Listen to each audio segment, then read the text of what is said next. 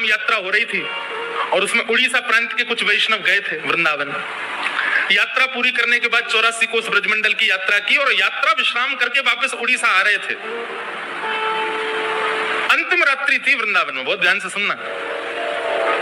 और तभी एक वयोवृद्ध थे, उनकी यात्रा सकुशल पूरी हो गई। एक छोटे बालक ने उनकी बड़ी सहायता की। बालक की उम्र 17-18 वर्ष की थी। उस बालक का हाथ पकड़ करके वृंदावन में बोले कि तुमने मेरी इतनी सहायता करी है, मैं तुमसे इतना प्रसन्न हूं, गांव लौटते ही अपनी नातनी का तुमसे ब्याह कराऊंगा मैं। तुम जैसा श्रेष्ठ दामाद नहीं मिलेगा हमारे परिवार को। मैं अपनी पुत्र की पुत्री का ब्याह तुमसे कराऊंगा। गोपाल जी के मंदिर में बैठे थे वृंदावन में। अब उस बालक की कोई ऐसे ब्याह की इच्छा नहीं थी, पर उन्होंने कह दिया तो उसके मन में भी इच्छा प्रकट होगी, चलो अच्छा है, लौट के मेरा ब्याह हो जाएगा, अच्छी बात है। गांव लौट करके जब आए तो गांव में आकर के वो बुजुर्ग ने घर में कहा कि भाई मैंने इसके लिए एक वर ढूंढ लिया है, उसने मेरी बड़ी सेवा करी यात्रा में, उसी से ब्याह होगा। किसी ने आकर के कहा अरे वो तो ऐसा है, उसके परिवार तो ऐसे, उसके दादा ऐसे, वहां हम अपनी बेटी को नहीं भेजेंगे। और घर वालों के प्रेशर में आकर के बेचारे उस वयोवृद्ध ने मना कर दिया। बोले भैया हमारी कोई बात नहीं हुई तुमसे, कोई ब्याह नहीं होगा, ये तो वो तो ऐसे ही बोल दिया तुमने आनंद में। और सुनो, हमने बोला ही नहीं है। बालक बोला मैं ब्याह नहीं करूंगा, लेकिन इनसे सत्य तो बुलवा के रहूंगा। उसने पंचायत में जाकर के बात कही। पंचों ने बुला करके कहा, बोले आपने वृंदावन में इससे ऐसा कहा था कि आप अपनी नातनी से इसका ब्याह कराओगे?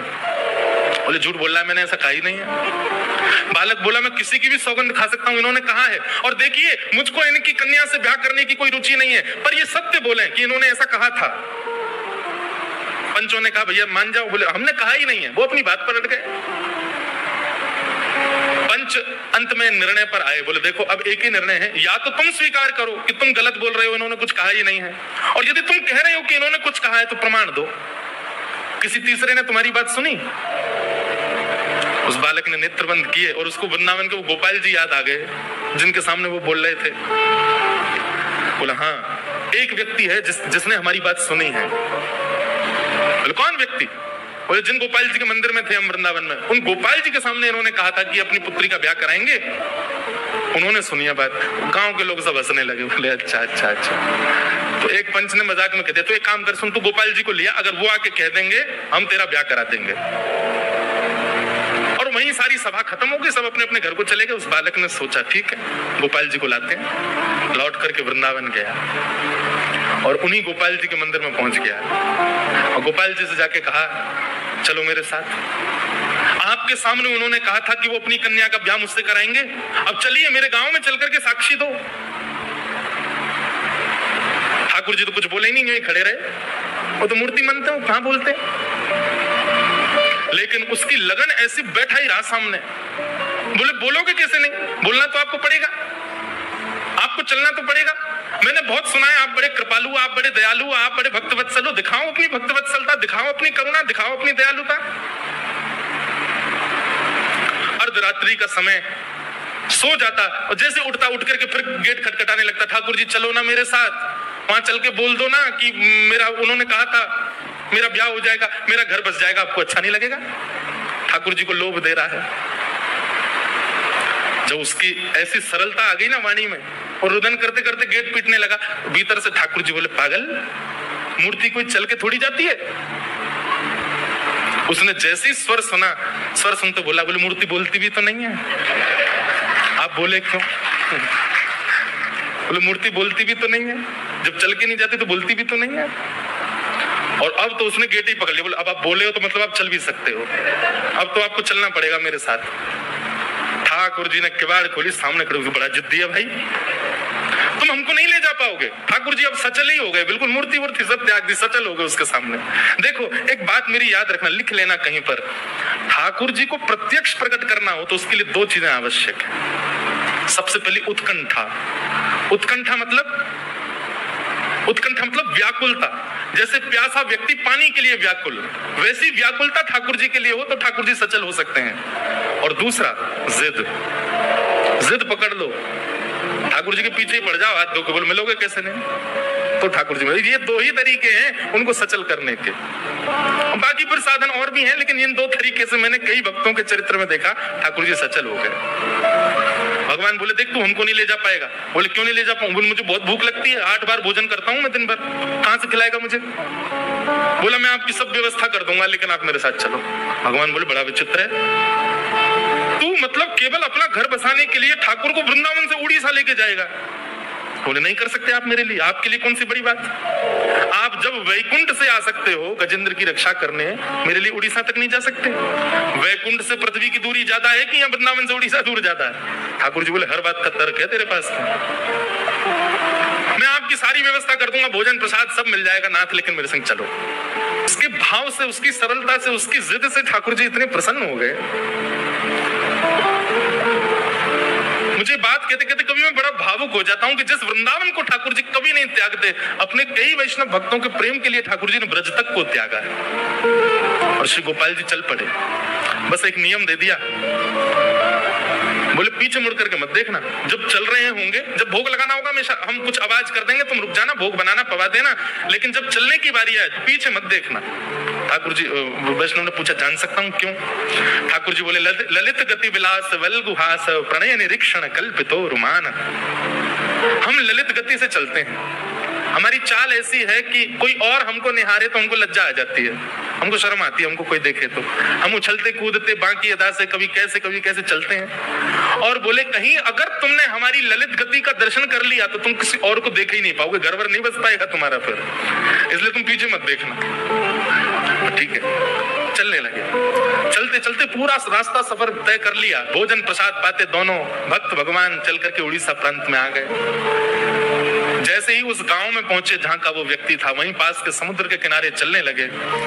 ठाकुर जी की पाजेबों की आवाज से उसको अनुभव होता था कि ठाकुर जी पीछे चल रहे हैं, लेकिन समुद्र की रेत जैसे ठाकुर जी के पायलों में भर गई तो आवाज आनी बंद हो गई।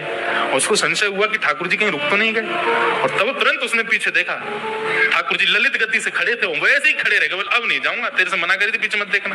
बोले आपकी आवाज नहीं आई पैरों की, पायलों की, इसलिए देखा मैंने। भगवान बोले अब जो भी हो, अब इससे आगे नहीं जाऊंगा, 2 किलोमीटर रह गया मेरा गांव, 2-3 किलोमीटर ही तो है बस, चल दो गुरु। ठाकुर जी बोले भले आदमी, तेरे लिए हम इतने किलोमीटर चल के आ गए, तो गांव वालों को 2 किलोमीटर इधर लिया, यहाँ पे लिया। दौड़ा दौड़ा गया, सारे पंच और सारे गांव वासियों को बोला, बोले चलो चलो चलो, गोपाल जी आ गए, गोपाल जी आ गए, साक्षी देने गोपाल जी आए। गांव वालों को लगा क्या पागलपन है इसका, इतने महीनों बाद आया और यूं कह रहा गोपाल जी आ गए।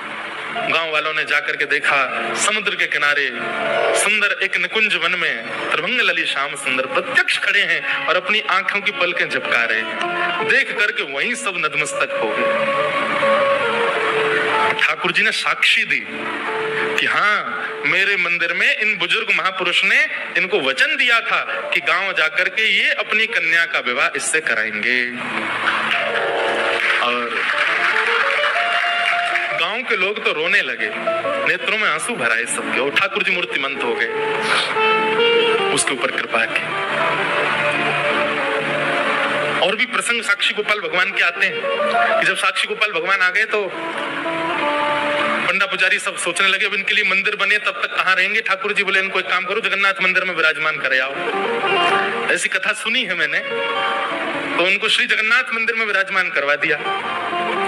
और जैसे वो जगन्नाथ मंदिर में विराजमान हुए, 1 सप्ताह के अंदर श्री जगन्नाथ जी पतले हो गए।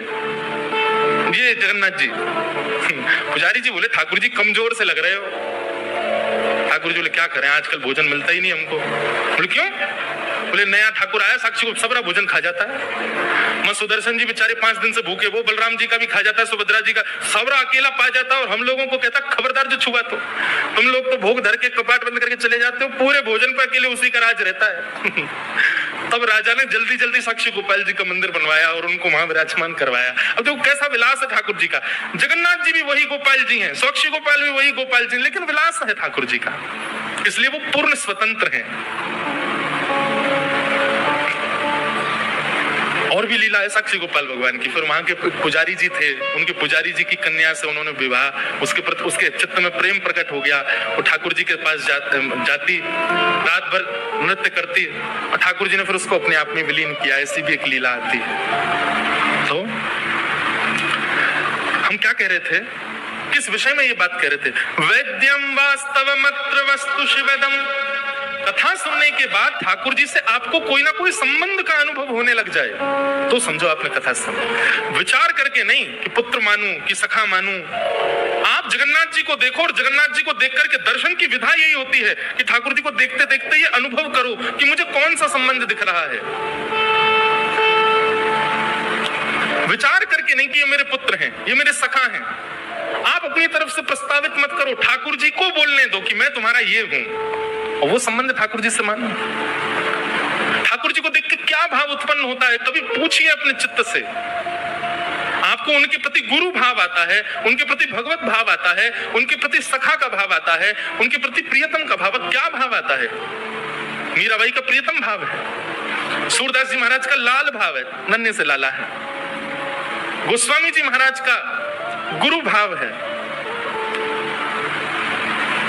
आप अपने मन से मत बनाओ, ठाकुर जी के स्वरूप। अब की बार जगन्नाथपुरी जाओ और श्री जगन्नाथ जी को देख करके उनके रूप श्रृंगार में मत अटके रहो। देख करके अपने आप से पूछो, ये मुझे मेरे कौन लगते हैं, ये किस रूप में मुझको दिख रहे हैं, इनके प्रति मेरा भाव क्या उत्पन्न हो रहा है। और फिर जो एक क्षण के लिए भाव आएगा उसी भाव को ही वहीं पर प्रस्तावित करके ठाकुर जी को उसी शब्द से पुकारना। जो भाव लगे ठाकुर जी के प्रति उसी शब्द का उच्चारण कर देना।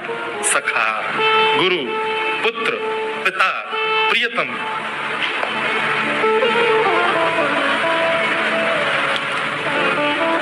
ऐसे भाव,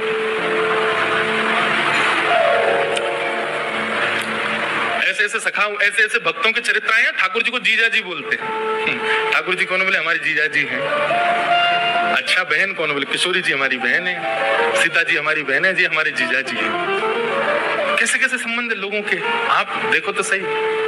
अच्छा, पुत्र, पिता, प्रियतम, सखा, गुरु, ये संबंध तो हमने बहुतों के देखे, पर कई ऐसे विलक्षण संबंध हैं। इन संबंधों के भी चरित्र हैं, जैसे ठाकुर जी के प्रति जीजा जी का भाव कितना प्रिय, हम साले हैं, वो हमारे जीजा जी हैं।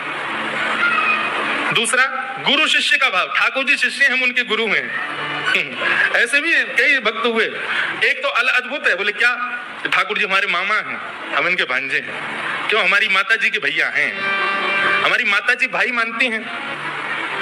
अब कोई यहाँ बैठी हो, वो ठाकुर जी को अपना भाई मानती है, तो निश्चित है उनके पुत्र हो तो उनसे बोल दो बचपन में, यही तुम्हारे मामा हैं। और जब जब जगन्नाथ जी के पास जाए तो यही कहते, कहाँ जा रहे हो? मामा के घर जा रहे हैं, अपने मामा जी से मिलने जा रहे हैं। बताओ, उन बच्चों के जब बच्चे होंगे उनके जगन्नाथ जी कौन लगे? नाना जी। कहाँ जा रहे? बोले नाना घर जा रहे हैं अपने।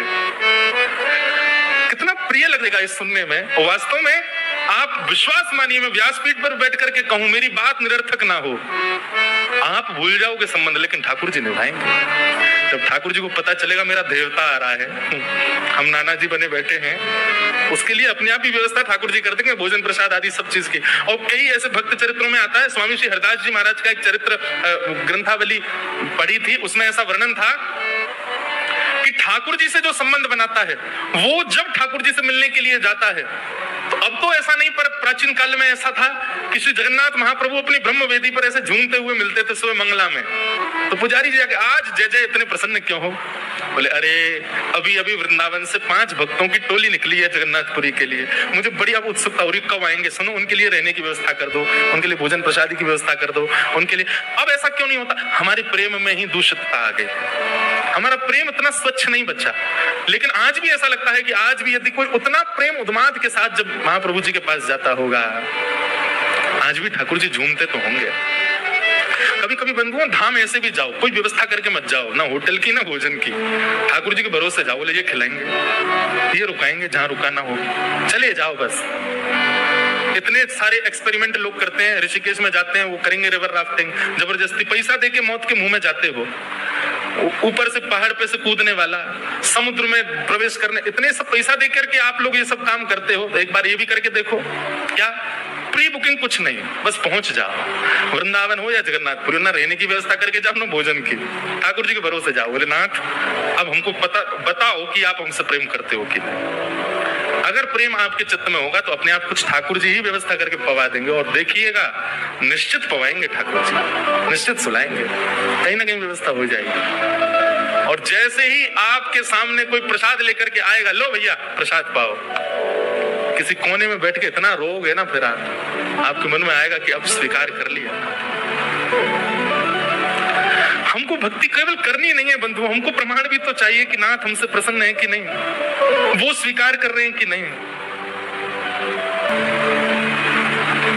मेरा नाथ तू है, मेरा नाथ तू है, नहीं मैं अकेला, मेरे साथ तू है, मेरा नाथ तू है, मेरा नाथ तू है, नहीं मैं अकेला, मेरे साथ तू है, मेरा नाथ तू है, मेरा नाथ तू है, नहीं मैं अकेला, मेरे साथ तू है, मेरा नाथ तू है, मेरा नाथ तू है, नहीं मैं अकेला, मेरे साथ तू है, मेरा नाथ तू है, मेरा नाथ तू। चला जा रहा हूँ मैं राह पे तुम्हारे, चला जा रहा हूँ मैं राह पे तुम्हारे, चला जा रहा हूँ मैं राह पे तुम्हारे, चला जा रहा हूँ मैं राह पे तुम्हारे, राहों पे आए जो तूफान आंधी, राहों पे आए जो तूफान आंधी, थामे हुए मेरा हाथ तू है, नहीं मैं अकेला, मेरे साथ तू है, मेरा नाथ तू है, मेरा नाथ तू है, नहीं मैं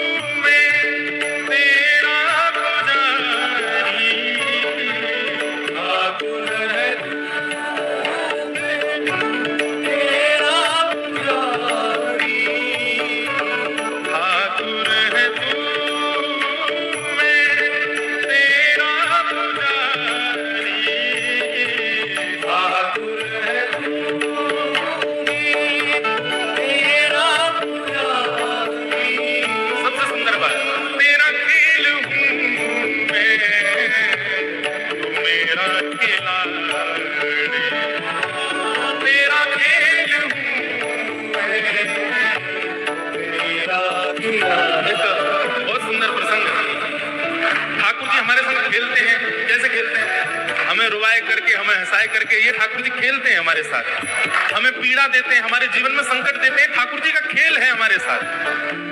देखो, एक बार हमारे गोवर्धन के श्री पंडित गया प्रसाद जी महाराज, उनका चित्र रहता है मेरी कथा में। ये महाप्रभु श्री पंडित श्री गया प्रसाद जी महाराज, आप श्री ठाकुर जी के बड़े प्रेमी हैं। तो आप श्री से किसी ने कही कि बोले बाबा हमारे जीवन में बड़ो संकट दे रखो है, ठाकुर जी ने कहा करें। बाबा उत्तर देते हुए कहते हैं, बोले भैया लाला को खेलवे को स्वभाव है, कि हमारे संग खेल करे लाला तब हमें कष्ट देवे, हमें पीड़ा देवे, हम जो चाहे वैसे विपरीत लीला करे। एक इतनी सुंदर बात पंडित जी महाराज कहते, बोलते ठाकुर जी खेल करें वैसे घबराओ मत। ठाकुर जी से केवल एक बात कहो, ठाकुर जी तुम्हें जैसे खेलना खेलो, लेकिन शर्त ये खिलौना कभी बदलना नहीं चाहिए, खिलौना हम ही रहने चाहिए, हमको कभी बदलनी हो। कहीं ऐसा नहीं हो कि भाई एक्स्ट्रा ऑर्डिनरी खिलौना आ गए तो हम छोड़ दिए, नहीं नहीं ठाकुर जी, आप चाहे हमें तोड़ो मरोड़ो फेंक दो काट दो बीच में, तो खिलौना हम ही रहने चाहिए, हमको मत छोड़ो। तेरा खेल हूँ मैं, तू मेरा खिलाड़ी, तेरा खेल हूँ मैं। अच्छा एक बात, आपको कैसे पता चले कि ठाकुर जी ने खिलौना बदल लिया? आप जो चाहते हो, जो सोचते हो, जो आजकल बोलते हैं मैनिफेस्ट करो, जो आपने सोचा आपको मिल गया, समझो आप खिलौना बदल चुका है, कोई और आ गया ठाकुर जी के पास। आपने जो योजना बनाई वो योजना पूर्ण हो जाए, जो खाने का मन करे वो व्यवस्थित हो जाए, जो जो आप सोचने लगो वो तुरंत आपके सामने प्रस्तुत होने लगे। संसारी भाव, ठाकुर जी से संबंधी नहीं, संसार का भाव। जो आप सोचो, जो आप विचार करो, जो आप चाहो वो आपको तुरंत मिल जाए, ज्यादा प्रयास ना करना पड़े। समझ जाइए ठाकुर जी ने खिलौना बदल लिया है, अब कोई और है। लेकिन आप चाह रहे हो आज तो पाव भाजी मिलने चाहिए, ए ठाकुर जी कहीं से खिलवा दो, लेकिन माँ ने कान पकड़ ली, बोले तुझे आज करेला ही खवाऊंगी मैं, करेला ही खा। समझ, हाँ अभी खिलौना हम ही हैं। सोच रहे थे कि वहां घूमने जाएंगे, फ्लाइट ही कैंसिल हो गई, रद्द हो गई, महाराज बर्फ गिर गई ज्यादा, रास्ते बंद हो गए, ब्लॉक हो गए, नहीं जा सकते, खिलौना हम ही हैं। जो सोचते हैं, जो विचार करते हैं, संसार का भाव वो पूर्ण ना हो, एक बार में कोई ना कोई रुकावट आवे, अड़चन आवे एक बार के लिए, तो समझ जाना खिलौना आप ही हो। लेकिन बिना किसी अड़चन के और जो चाहो वो मिल जाए संसार में, समझ जाना खिलौना बदल गया है। ठाकुर है तू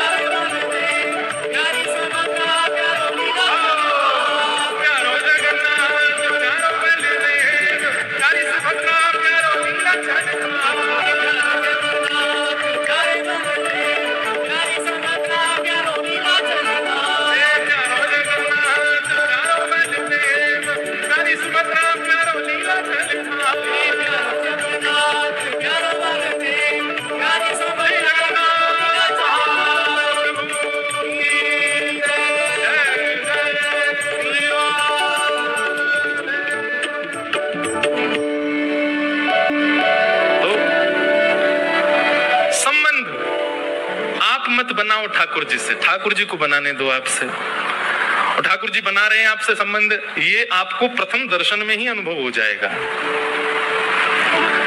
और प्रथम में ना हो तो अभी समझना अभी शायद हम परिपक्व नहीं है, और परिपक्वता लाओ, और भजन बढ़ाओ, और कथा बढ़ाओ, और सेवा बढ़ाओ, फिर दर्शन करने जाओ।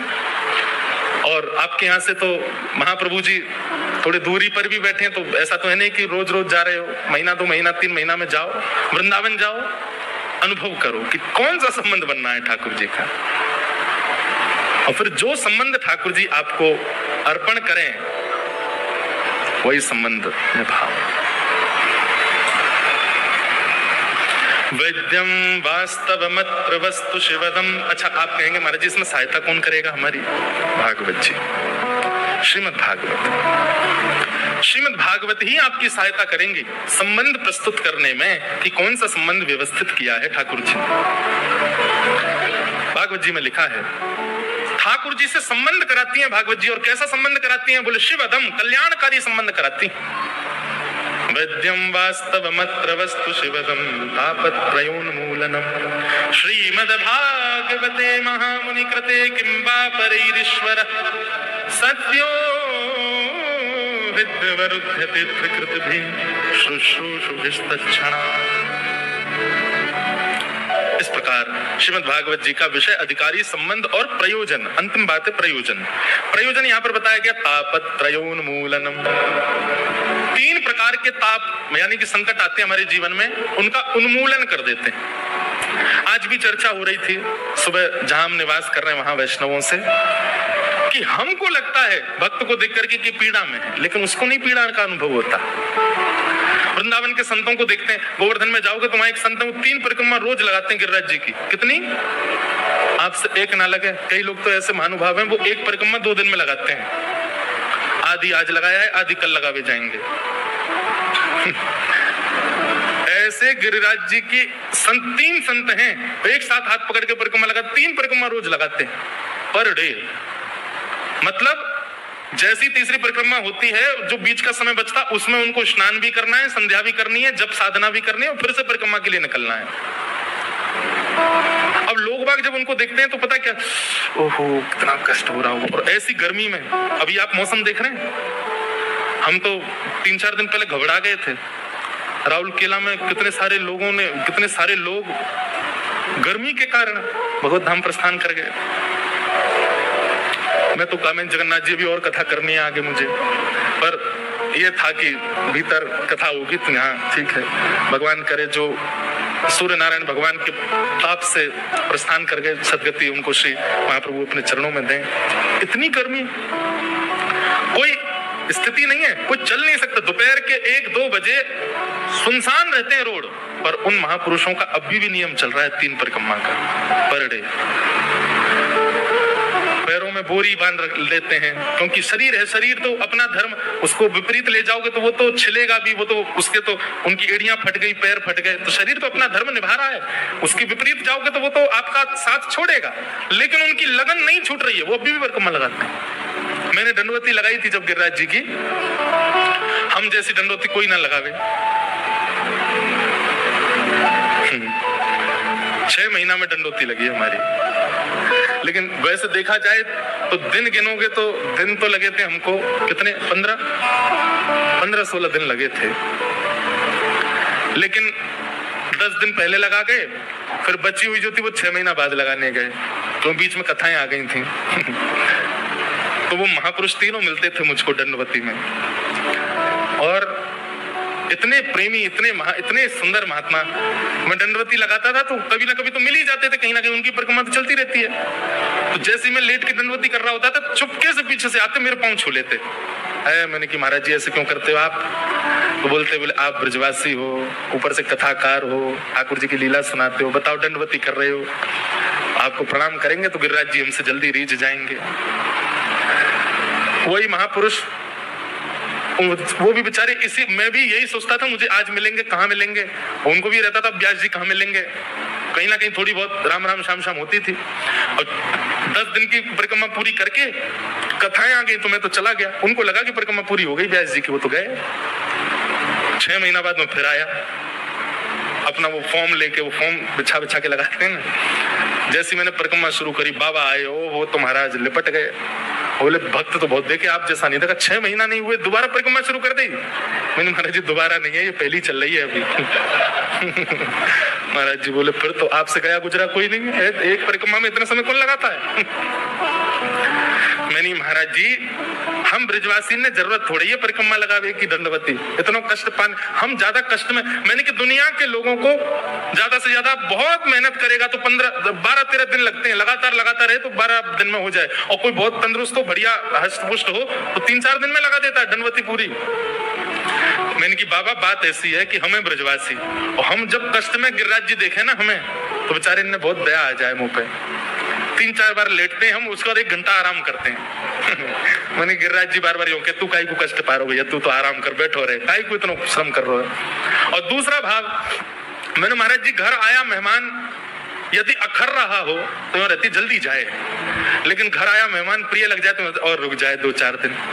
मैंने कि 5-6 दिन में दंडवती पूरी करके चलो जाऊंगा तो यूं मानूंगा कि गिरिराज बाबा ने होगी जल्दी जा, तू परेशान कर रहा है। मैं 6 महीना तो यहीं पढ़ूंगा, यहाँ गिरिराज जी ने पकड़ रखो, तू कहीं मत जा, तू यहीं रहे, मेरे पास ही रहे, तू काहे को जावे कहीं। तो बोले तुम सब ब्रजवासियों पे उत्तर सारे हैं। मैंने कि और नहीं, वो तो यही मार तो ब्रजवासी हूँ। तो 3 परिक्रमा रोज लगाते हैं गिरिराज जी की। अब देखने वालों को तो लगता है कि कितने कष्ट में, हाय राम, पर उनसे पूछो नहीं, परम सुखी, परम आनंद में। तो ये जो बात यहाँ पर लिखी है, तापत त्रयोन्मूलनम, ठाकुर जी की शरणागति लेने वाले व्यक्ति के ऊपर कष्ट नहीं आते, ऐसा नहीं है, कष्ट आते हैं और अनुभव नहीं होते, उसको पता नहीं लगते। मैं कथाओं में कहा करता हूं कि भक्ति क्या है, एनेस्थीसिया का इंजेक्शन है। सुन्न पड़ गए हो, फिर चाहे आपको कोई बुरा बोल जाए आपको बुरा नहीं लगता, आपके साथ कोई गलत कर जाए आपको गलत नहीं लगता, आपके साथ कितना भी कुछ अपराध, कितना भी जीवन में संकट आ जाए, आप प्रसन्न नहीं रहोगे, क्योंकि सुन्न पड़ चुके हो। भक्ति का रंग जब चढ़े तब संसार के विषय भोग, संसार की विचलनता आपको विचलित नहीं करती। अच्छा, इसका मतलब ऐसा नहीं है कि आप पूर्ण रूपेण उस चीज से, स्थिति से बाहर आ गए हो, थोड़े थोड़े आओगे लेकिन आ जाओगे। जैसे कोई बहुत बड़ा काम महीनों से रुका हुआ अचानक से वो निरस्त ही हो गया, हुआ ही नहीं, खत्म ही हो गया पूर्ण रूपेण। अब संसारी व्यक्ति होगा ना, वो तो टूट जाएगा, डिप्रेशन में चला जाएगा और हो सकता है आत्महत्या भी कर ले। लेकिन वैष्णव क्या करेगा? वैष्णव थोड़ी देर के लिए चिंता में जा सकता है, परंतु फिर से नवीन भाव में आएगा, प्रसन्न हो जाएगा, कोई बात नहीं, ठाकुर जी की यही इच्छा है, प्रणाम करके आगे बढ़ेगा। वो विचलित उस चीज पर ज्यादा विचलन नहीं कर सकता। और माफ कीजिए, कोई भी चिंता जीवन में आवे, यदि वो 1-1.5 घंटे से अधिक आपके सिर पर हावी हो रही है तो आप वैष्णव नहीं हो। 1-1.5 घंटा भी ज्यादा बोल रहा हूं मैं, पर इतनी देर में, कलयुग का समय है ना, मिलावट वाला भोजन करते हैं तो इतना तो हमारा मन शुद्ध नहीं है। तो 1-1.5 घंटा का अवधि लेके चलो। 1-1.5 घंटा में अगर आप चिंता मुक्त नहीं हो रहे हो तो इसका मतलब आप भजन भक्ति भाव किसी में भी पुष्ट नहीं हो।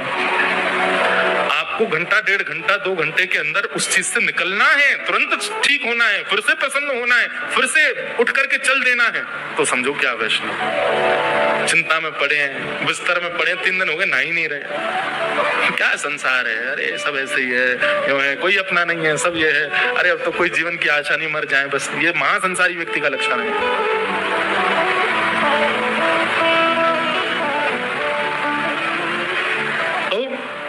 तापत्रयोन्मूलनम, 3 प्रकार के तापों का उन्मूलन करता है।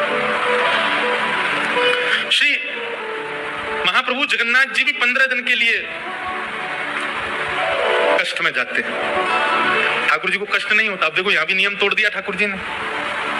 ठाकुर जी को किस बात का कष्ट हो सकता है? परंतु अपने भक्त के भाव को अपने ऊपर धारण करने के लिए ठाकुर जी पीड़ा में चले जाते हैं। और उसके पीछे एक और बात है कि महाप्रभु जगन्नाथ जी कभी एकादशी व्रत नहीं करते। क्यों? ठाकुर जी एक संग व्रत कर लेते हैं, सारा साल भर के सबरे व्रत एक संग कर लेते हैं। बड़े चतुर हैं ठाकुर जी। हमसे तो कहेंगे एकादशी उल्टी टंगी है, हमारे यहाँ व्रत नहीं। वो स्कंद पुराण में लिखा है कि एकादशी वाले दिन तो आकंठ भोजन करना चाहिए, मतलब और दिन से ज्यादा भोजन करना चाहिए जगन्नाथपुरी में। लेकिन एक बात बहुत सुंदर, बहुत ध्यान से सुनिएगा। एकादशी के दिन यदि आप जगन्नाथपुरी में हो तो वहां सबसे पूछते मत डोलो, महाप्रसाद पाले, यहाँ तो लगती नहीं ना एकादशी। यहाँ तो इसका मतलब क्या है? आपके अंदर ये दोष बुद्धि है कि वो चावल है। वो चावल नहीं है, वो महाप्रसाद है, गोविंद है। महाप्रभु श्री चैतन्य महाप्रभु कहते हैं वो साक्षात गोविंद हैं। आप उनके प्रति ये भाव रखो ही मत ये अन्न है। और एक बात कहूं मैं आपसे, आप अन्यथा मतलब कोई अगर मेरा आक्षेप करे तो क्षमा हाथ जोड़ करके, पर एकादशी का दिन हो और कहीं मंदिर का कोई प्रसाद आ जाए, उसके प्रति अन्न भाव मत रखो। चाहे तिनका लो लेकिन लीजिए, और प्रसाद मान करके लीजिए, आप उसको साक्षात गोविंद मान करके लीजिए। एकादशी के दिन जब ये कहते रहते हैं यहाँ तो एकादशी है ना, यहाँ तो चल जाता है ना, यहाँ तो पा लेते हैं ना प्रसाद, यहाँ तो हो जाता है ना, इसका मतलब क्या है? आपके मन में ये भाव है कि अन्न है, अन्न की भावना रखनी नहीं है वहां पर, वो साक्षात प्रसाद है, वो ठाकुर जी ही हैं। एकमात्र जगन्नाथपुरी ऐसा है जहां पर ठाकुर जी सबके भीतर प्रवेश करते हैं महाप्रसाद के रूप में। इसलिए एकादशी का दिन है और आप यदि जगन्नाथपुरी में हो तो दो भावना रखो महाप्रसाद के प्रति, या तो ये गोविंद है और गोविंद को स्वीकार करने में कैसा भाव, और दूसरा भाव ये रखो कि फलाहार ही है, हम फलाहार ही पा रहे हैं, ठाकुर जी के मुख का अधरामृत है, ये फलाहार से भी श्रेष्ठ है। इसलिए स्कंद पुराण में लिखा है कि बाकी के दिन जितना पाते हो उससे दुगना पाओ एकादशी के दिन। कहां?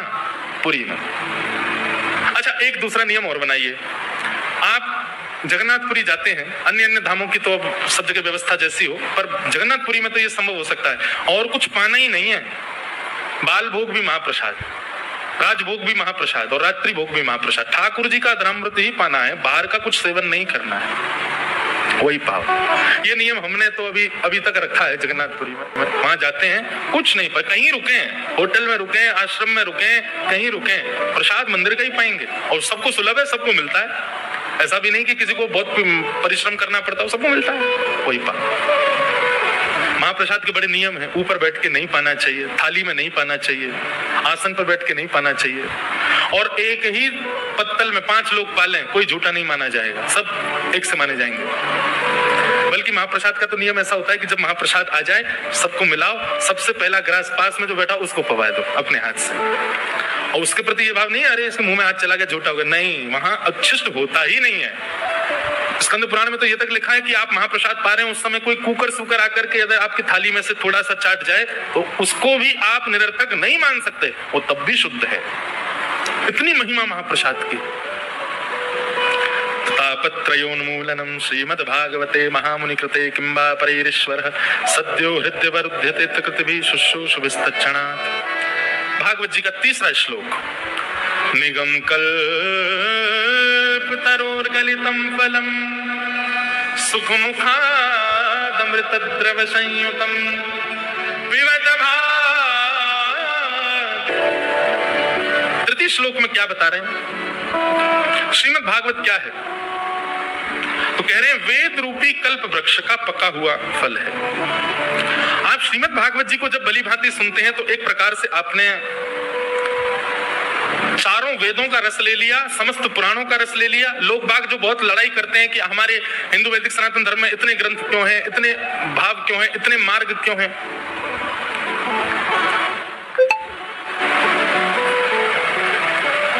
एक बात बहुत ध्यान से सुनिए।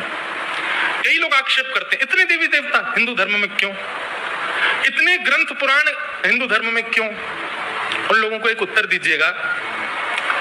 किसी व्यक्ति ने व्यापार शुरू किया, एक दुकान से शुरू किया और 100 साल निकल गए।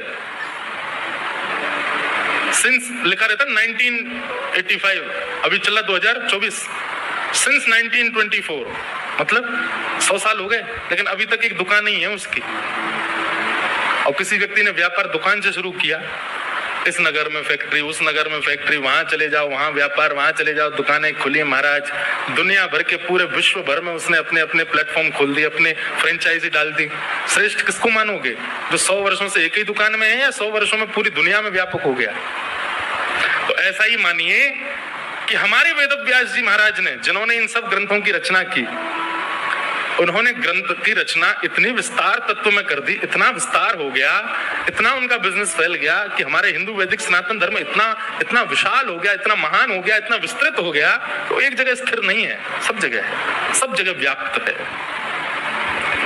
इतने देवी देवता, उसके पीछे भी कारण। हमारे हिंदू वैदिक सनातन धर्म में कामना पूर्ति करने वाले लोगों के लिए देवता अलग हैं, प्रेम करने वालों के लिए देवता अलग हैं, सेवा करने वालों के लिए देवता अलग हैं, सेवक अर्चना करने वालों के देवता अलग हैं, कभी कभी मंदिर पर प्रतिभाव पूजने वालों के देवता अलग हैं। सबके लिए बहुत सारे ऑप्शंस हैं, कैसे भी रहो लेकिन सनातन धर्म से जुड़े रहो, छोड़ो नहीं अपने रूट्स को, इसलिए इतने सारे तीर्थ। परंतु बंधुओं, यदि आप श्रीमद् भागवत का श्रवण करते हैं तो आपने चारों वेद, उपनिषद, शास्त्र, धर्म, ज्ञान, वैराग्य आदि आदि जो कुछ भी आप कह लो शब्द, उन सबका निचोड़ आपने एक साथ ग्रहण कर लिया यदि आपने भागवत को श्रवण किया तो। क्यों? श्रीमद् भागवत सबका सार तत्व है। निगम कल्पतरोर गलितम फलम। श्रीमद् भागवत फल है, बाकी जितने भी ग्रंथ आदि ये सब वृक्ष हैं। एक वृक्ष है सनातन धर्म, और वही वृक्ष का नाम है निगम, यानी कि वेद। उस वेद रूपी वृक्ष के पके हुए फल हैं श्रीमद् भागवत। रस वृक्ष ने डाला है, फल को वृक्ष ने जन्म दिया है, परंतु क्षुधा निवृत्ति और रस की प्राप्ति फल से ही होती है, वृक्ष से नहीं होती। तो इसलिए श्रीमद् भागवत क्या है? फल है। निगम कल्पतरोर गलितम फलम, श्रीमद् भागवत फल है। इसीलिए मैं कथा में कहा करता हूं कि आप अन्य कोई भी कथा सुनो, अन्य किसी भी मार्ग पर जाओ, आप फल की कामना करो, पर भागवत जी से कभी फल की कामना मत करना, हमको ये मिल जाए, हमको वो मिल जाए, और कुछ, क्योंकि कुछ मिलेगा ही नहीं। क्यों? ये स्वयं फल है। फल से फल नहीं मांगा जाता, फल से रस मांगा जाता है। फल से क्या मांगा जाता है? रस। यहां तो रस की कामना से आओ, फल की कामना से नहीं। मैं बताया करता हूं, एक जगह मेरी कथा थी तो एक माता जी प्रणाम करने आई मंच पे, 7वां दिन था कथा विश्राम। मुझसे आके प्रणाम, महाराज जी बहुत अच्छी कथा सुनाई आपने। मैंने कहा अच्छा। साथ में उनकी बहू थी, प्रणाम करो महाराज जी, प्रणाम। महाराज जी इसको फल दे दो, हमारे नाती नहीं है। मैंने कहा मैया फल कहाँ से लाऊं मैं? बोले नहीं, मैं पहले दिन ही आपकी चौकी के नीचे धर गई थी। मैंने कहा अच्छा। मैंने हाथ डाल के देखा, फल निकाले आए। बोले आप दे दो, हमारे घर लाला आ जाए, हमारे घर एक संतान आ जाए। फल जब दे रहा था ना, तब मेरे मन में एक बात आई कि इतनी योजना बनाई इन्होंने, मेरे बिना बताए, मुझसे बिना पूछे मेरी चौकी के नीचे फल धर गए। 7 दिन में इन्होंने ये सोच लिया कि वो फल अभिमंत्रित हो गया होगा, अब हमारी बहू खाएगी तो हमारे घर में संतान आएगी। मैंने कहा इतनी योजना इन्होंने इस भाव से बनाई होती कि इस फल को हमारा पूरा परिवार खाए तो हमारे घर में साक्षात ठाकुर जी प्रकट हो जाए, हमारे घर में भक्ति प्रकट हो जाए, हमारे घर में वृंदावन प्रकट हो जाए। ऐसी परिकल्पना नहीं की इन्होंने। इतनी सब योजना बना करके भी मांगा संसारी। व्यक्ति कितनी योजनाएं बना लेता है संसार की प्राप्ति के लिए। इसकी 1% योजना भी यदि भगवत प्राप्ति की कर लेना, उसको ठाकुर जी मिल जाएंगे। लेकिन ये नियम बन चुका है हम लोगों का, हम संसार के लिए योजना बनाते हैं, ठाकुर जी के लिए नहीं। अरे हम तो भूल ही गए, आज बहुत सारे प्रश्न आए थे। अभी प्रश्न जो इनमें उचित हो उनके उत्तर दे दें। महाराज जी प्रणाम। कर्म बड़ा या भक्ति बड़ी? आप इन दोनों को अलग क्यों मानते हो? कर्म भक्ति युक्त होकर के करना चाहिए। इन दोनों में बड़ा छोटा मत कीजिए कि वो बड़ा है ये छोटा है। कर्म कीजिए, नाम जपते चलो, ध्यान धरते चलो, हर समय कृष्ण का ध्यान धरते चलो, काम की वासना को मिटाते चलो, कृष्ण गोविंद गोपाल गाते चलो। आप स्कूल में पढ़ते हो, कॉलेज में पढ़ते हो, यूनिवर्सिटी जाते हो, जॉब करते हो, बिजनेस करते हो, भक्ति युक्त होकर के करो ना सारे काम। आप उन दोनों को अलग अलग क्यों, उनका डिवाइडेशन क्यों कर रहे हो? उनको डिवाइड क्यों कर रहे हो? उनको अलग अलग क्यों मानते हो? लेकिन फिर भी आप अलग मानते हो तो कर्म प्रधान विश्व रचि राखा, कर्म प्रधान है। एक बार को यदि जगन्नाथपुरी जाने का अवसर मिल रहा हो, लेकिन बहुत बड़ा कोई काम, आपका कर्म बीच में रुक रहा हो, तो कर्म को प्रधानता देने वाले को तो रुक जाना चाहिए, कर्म को पहले करना चाहिए। लेकिन जिसके लिए ठाकुर जी सर्वोपरि हैं, उसको तो सब तज हरि भज, सब छोड़ो जाओ ठाकुर जी के पास, ठाकुर जी संभाल लेंगे अपने आप। लेकिन फिर भी इन दोनों को अलग मत मानिए, ये दोनों एक ही हैं। एक ही नहीं है, भक्ति युक्त होकर के कर्म करना चाहिए, अलग नहीं है। मन को शुद्ध करने कैसे? 7 दिन मैया और मैया भैया जितने भी भेजा है, 7 दिन किसके लिए हम लोग बैठे हैं? मन की शुद्धि के लिए ही बैठे हैं। यहाँ जितने विषय बताए जा रहे हैं, विचार बताए जा रहे हैं, सब मन की शुद्धि के लिए ही है। और तीसरा इन्होंने कहा भक्ति मार्ग में आगे कैसे जाएं? अगर मन भटक जाए तो क्या करें? सब साधन यही बताए जा रहे हैं, इन्हीं को सुनते जाओ। और सुनिए, कल से आप सब लोग एक डायरी और पेन लेके बैठा कीजिए कथा में, जो सूत्र आपको बढ़िया लगे तुरंत उसको लिख लिया कीजिए, तो ये इतने प्रश्न नहीं आएंगे मन में। और जिसका संशय हो वो संशय को रखे ना, प्रश्न जरूर पूछे।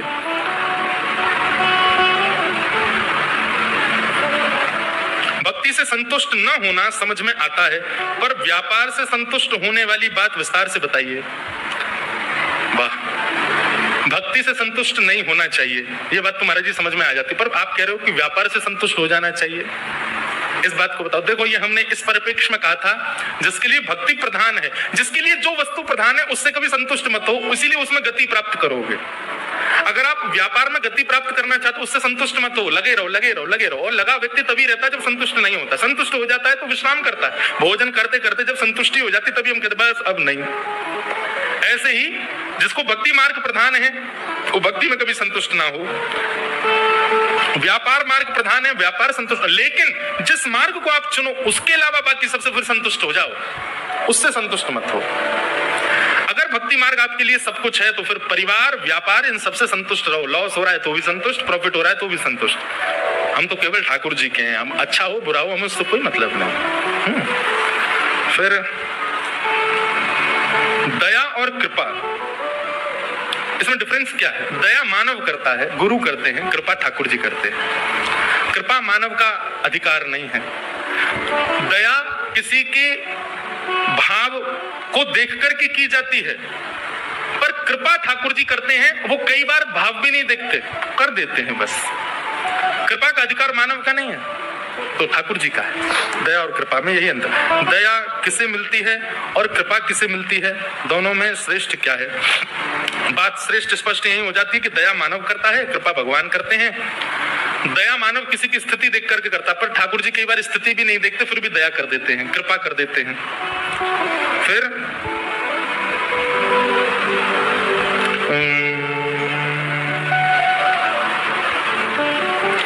राधा रमण जी की भक्ति में आगे बढ़ना है, मैं क्या करूं?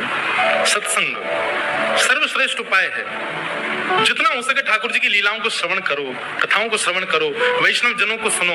जितना आप सुनेंगे उतना चिंतन बढ़ेगा, उतना भाव बढ़ेगा।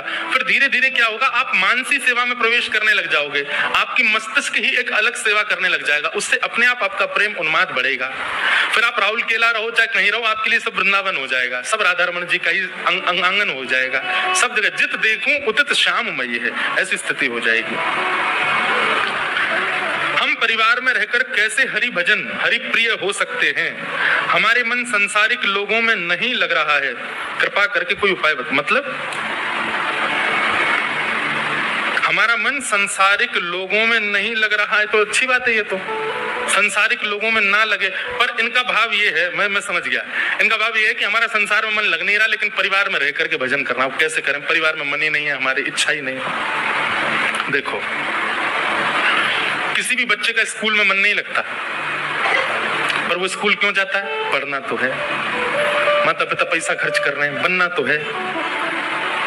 हमको लगता है कि बच्चा हॉस्टल गया, बहुत खुशी, बेचारा खुश नहीं होता, वो उसको याद आती है अपने घर की। किसी को भी अच्छा नहीं लगता हॉस्टल में रहना, और जिन बच्चों को बहुत अच्छा लगता है हॉस्टल में रहना, स्कूल में रहना, वो पता नहीं कहां से आते हैं, वो कोई एंजल ही होते होंगे, हमको तो नहीं लगता। वो बच्चा सबका विद्रोही बन जाता था, जो टीचर के आते बोलता मैम आपने कल एक होमवर्क दिया था, चेक कर लीजिए। उसको सारे बच्चे कहते तू, तेरे को क्यों जबरदस्ती होती बताने की है। जो ऐसे बच्चे होते हैं जिनको स्कूल बहुत अच्छा लगता है, टीचर्स बहुत अच्छे लगते हैं, काम बहुत अच्छा लगता है, वो सारे बच्चों को अच्छा नहीं लगता। तो स्कूल जाना किसी को प्रिय नहीं होता, पर फिर भी बालक किस बुद्धि से जाता है? व्यापार पे जाना किसी को अच्छा नहीं लगता, पर किस बुद्धि से जाते हैं? वो एक हमारा कर्तव्य है, वो हमको करना है। भक्ति भाव जीवन में आ जाए और उसके बाद संसार ही अच्छा ना लगे, ठाकुर जी की कृपा है, पर फिर भी आपको त्याग नहीं करना है। उसके पीछे कारण है कि अभी समय परिवर्तित हो गया है। अब कलयुग का वो स्थिति चल रही है कि आप यहाँ पर त्याग नहीं कर सकते। मीराबाई का समय नहीं रहा, अब ये प्राचीन काल का वो समय नहीं रहा है कि आप सब छोड़ करके और सब चले। मीराबाई ने भी, प्रसंग आता है कि मीराबाई ने वर्षों तक अपने ससुराल वालों का भी त्याग नहीं किया, जबकि उनके पतिदेव की मृत्यु हो चुकी थी। उसके बाद भी मीराबाई वहीं रहती थी, इतनी परेशानियां झेलते हुए भी रहती थी। एक दिन जब अति हो गई और बहुत वर्ष निकल गए सहते सहते मीराबाई को, तब एक बार मीराबाई ने गोस्वामी जी को पत्र लिखा, गोस्वामी तुलसीदास जी को, कि मैं क्या करूं, मैं ऐसे परिवार में रहती हूँ, मैं इनको छोड़ना नहीं चाहती, मैं इनको त्यागना नहीं चाहती, पर मैं क्या करूं? मेरी भक्ति और मेरे ठाकुर जी के प्रति यदि आक्षेप करने वाला परिवार हो तो ऐसे परिवार के प्रति मैं क्या भावना रखूं? तब गोस्वामी जी ने उत्तर के रूप में चौपाई लिख करके भेजी। जाके ही न राम वैदेही तजिए ताहि कोटि वैरिसम यद्यपि परम स्नेही। जिसके हृदय में राम जी नहीं है, वैदेही सीता नहीं है, हे मीरा भाई, तजिए ताहि कोटि वैरिसम यद्यपि परम स्नेही, चाहे वो कितना भी स्नेही क्यों ना हो, उसको तुरंत त्याग दो। तब मीराबाई ने गृह त्याग किया। हम उस स्थिति में नहीं पहुंचे, तो इसलिए कर्तव्य मान करके परिवार में रहो। प्रहलाद जी ने त्याग नहीं किया अपने पिताजी का, प्रहलाद जी ने त्याग नहीं किया अपने राक्षस कुल का, वहीं रहे, वहीं रहकर के नृसिंह भगवान को प्रकट कर दिया। इसलिए हमेशा भाग जाना उपाय नहीं होता, रुको, डटो और थोड़ा सौम्य भाव से प्रतीक्षा करो ठाकुर जी।